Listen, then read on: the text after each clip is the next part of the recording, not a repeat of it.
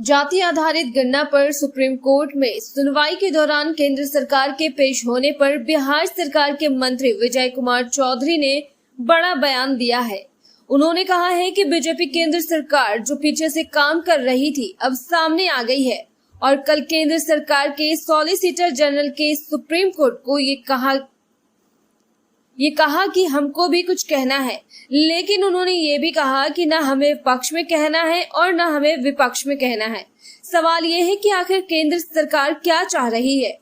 जा रहे जाति आधारित गणना के मामले में अब केंद्र सरकार और भाजपा दोनों पूरी तरह बेनकाब हो चुके हैं।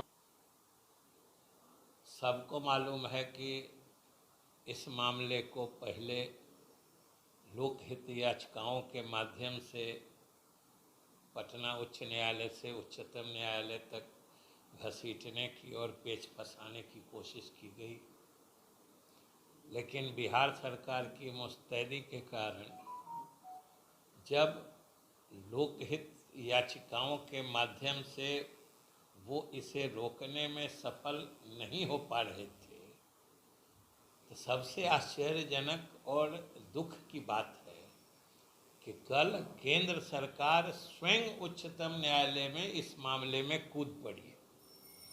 उनके सॉलिसिटर जनरल ने कल अचानक से उपस्थित होकर, इतने दिन से मामला चल रहा है, कहीं उनके कान पे जू नहीं रेंग रही थी, लेकिन कल अचानक से भारत सरकार के सॉलिसिटर जनरल ने उच्चतम न्यायालय में उपस्थित होकर कहा कि हमारी भी इसमें सुनी जाए।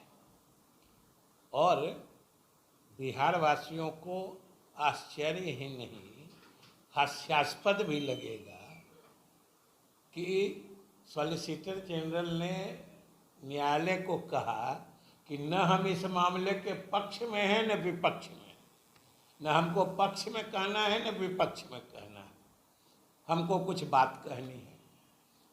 अब सिर्फ इस बात का मतलब कोई समझ सकता है कि जब न पक्ष में कहना है न विपक्ष में कहना है तो परेशान क्यों है? सीधी बात।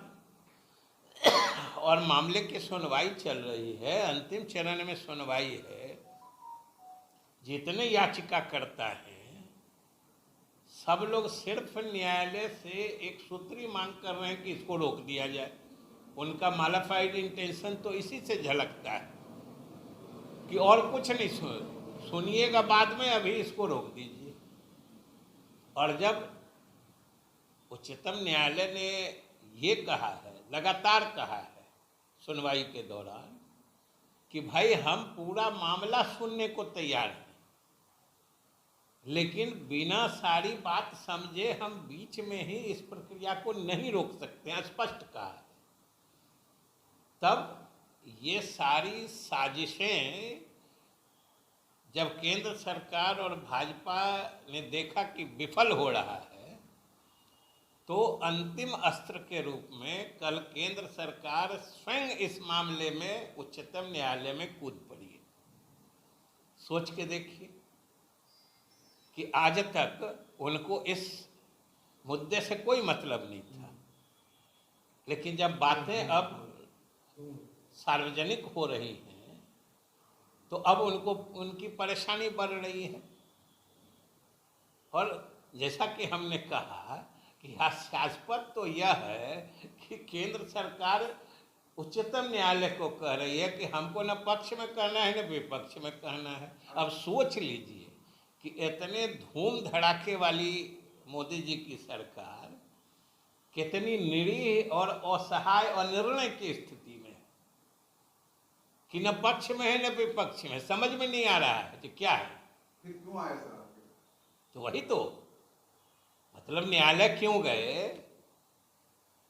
अब एक सप्ताह का समय मिला है, तो हम तो सिर्फ बिहार के जनता को दिखाना चाह रहे हैं कि ये लोग किस तरीके से धीरे धीरे बेनकाब हो रहे हैं और उनकी असली मंशा और कुछ नहीं है कि बिहार सरकार और नीतीश कुमार ने जो एक ये क्रांतिकारी युगांतकारी निर्णय लेके जाति आधारित गणना कराने का काम शुरू किया है, उसको येन केन प्रकारेण रोक दिया जाए, क्योंकि ये दबाव में आने वाले हैं।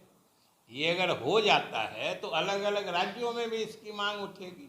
फिर ये अभी जनगणना कराने वाले हैं, उसमें भी पूरे देश से ये मांग उठेगी कि भाई जाति आधारित जनगणना कराई जाए। तो ये परेशान है, इसलिए अब इनकी कलई खुल रही है। लेकिन हम लोग आभारी हैं उच्चतम न्यायालय के, और हमें पूरा भरोसा है कि जिस तरीके से अभी तक इनकी साजिशें सफल नहीं हुई है, भविष्य में भी इनकी कोई साजिश सफल नहीं होगी। और उच्चतम न्यायालय के भी इजाज़त से जाति आधारित गणना का काम बिहार सरकार पूरा करेगी, जो देश में एक मिसाल कायम करेगा।